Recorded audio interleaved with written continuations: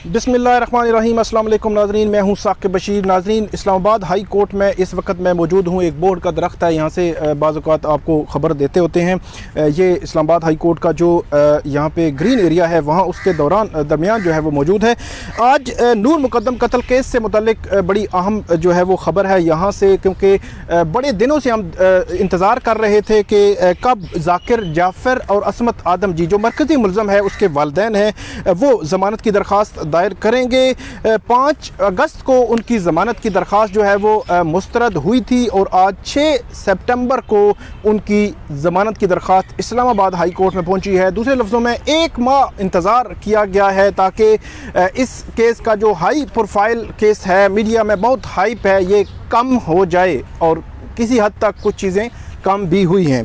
तो इनकी जो ज़मानत बाद अज़ गिरफ़्तारी की दरख्वास्त है वो क्या है, और क्यों वो कह रहे हैं कि ये फेयर ट्रायल नहीं है। और इसमें बड़ी अहम एक चीज़ सामने आई है कि एक बड़ा वकील, एक बड़ा नाम जो है अब उन्होंने हायर किया है अपनी इस ज़मानत के लिए, और वो है ख्वाजा हारिस, जो साबिक़ वज़ीर-ए-आज़म नवाज़ शरीफ के सुप्रीम कोर्ट से लेकर नैब कोर्ट और फिर इस्लामाबाद हाई कोर्ट में जो अपीलें हैं, तमाम में तकरीबन 3 से 3.5 साल से वो उनकी वकालत कर रहे हैं, और उन्होंने बड़ा एक नाम कमाया है। मीडिया पे वो नहीं आते, लेकिन एक बड़ा नाम है। और अब देखते हैं कि जो शरीक मुल्ज़मान हैं, उन्होंने जो ख्वाजा हारिस को वकील किया है, तो इसका इम्पेक्ट क्या होगा, और बड़ा अहमियत का हामिल भी होगा। बड़े कूल अंदाज में जो ख्वाजा हारिस हैं वो अपने दलाइल देते हैं, और क्या वो दलाइल देकर ज़मानत दिलवाने में कामयाब हो सकेंगे या नहीं हो सकेंगे, ये तो आइंदा जो है चंद रोज़ में हमें कंफर्म हो जाएगा। अब आते हैं कि ज़मानत की दरख्वास्त क्या थी, ज़मानत की जो दरख्वास्त थी वो क्या थी, समाअत क्या हुई, और उसके बाद बात करेंगे अडियाला जेल में क्या चल रहा है। जो मरकज़ी मुल्ज़म है उससे मुतल्लिक जो ख़बर है वो आपके साथ मैं शेयर करूँगा। जो ज़मानत की दरख्वास्त है उसमें यह लिखा गया है कि ज़ाकिर जाफ़र जो हैं, इसमें उनके वालिद से बताया गया है कि वो अमेरिका से पढ़े हुए हैं और बड़े बिजनेसमैन हैं, कराची चैम्बर ऑफ कॉमर्स के मेंबर भी हैं। इसके अलावा असमत आदम जी के हवाले से भी बताया गया है कि बैचलर ऑफ साइंस की डिग्री है कम्युनिकेशन में उनके बोस्टन यूनिवर्सिटी USA। इस जो पिटीशन उन्होंने दायर की है उसमें अपना तारुफ भी करवाया है। और साथ असमत आदम जी कहती हैं कि जो चैरिटी का वर्क है और सोशल वर्क भी मैं अपने खावंद के साथ मिलकर करती हूँ। कानून पर हम अमल करने वाले हैं और किसी भी क्रिमिनल एक्टिविटी में पास्ट में हम इन्वॉल्व नहीं रहे, वो उन्होंने अपने फेवर में जो लिखा है पिटीशन में। इसके अलावा वो अपनी पिटीशन में ये कहते हैं, एक तो जो FIR का मतन है, जो इसके सर्कमस्टांसेस हैं, जो हालात हैं, वो सारे रिप्रोड्यूस किए गए हैं, वो मैं आपके सामने नहीं दोहराता कि उस दिन 20 जुलाई को जो FIR में सारा मतन जो है वो यहाँ पे लिखा गया है।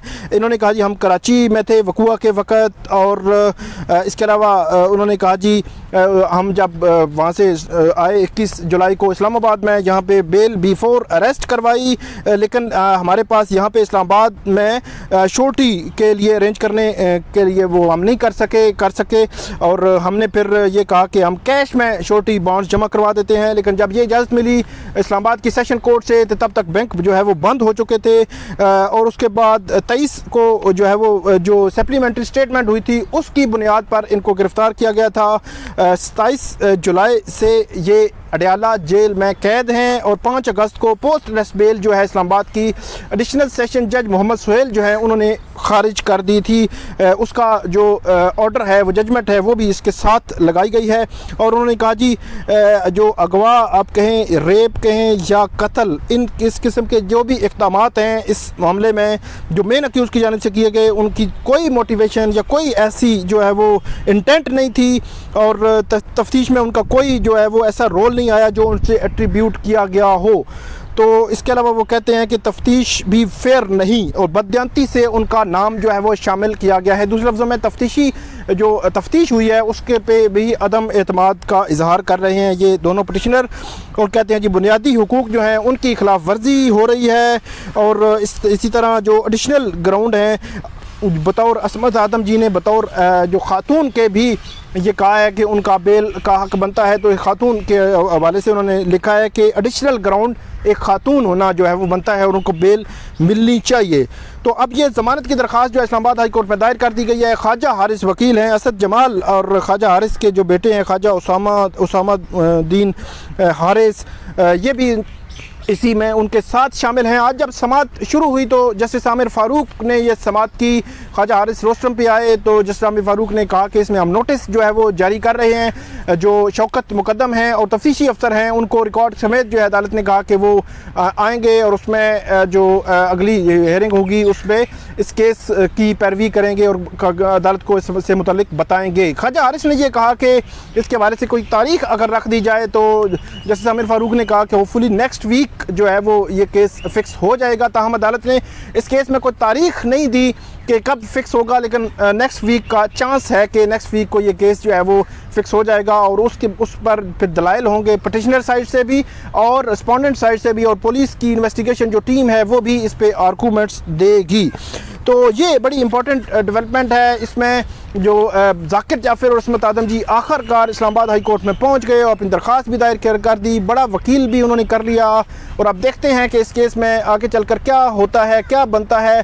और जो मरकज़ी मुल्ज़म है ज़ाहिर जाफ़र, उसके हवाले से भी खबर आ रही है कि वो अडियाला जेल में उसका जो अलग से जो एक जो कैदी था उसकी रिहाई हो गई। दो उसके साथ जो सेल था उसमें मौजूद थे, दो अलग से कैदी, लेकिन अब जो है उसको तनहा कर दिया गया है। एक ही जो है वो रिहा हो गया और एक रह गया था उसको भी अलग कर दिया गया है, ये जेल हुकाम की जानिब से बताया गया है।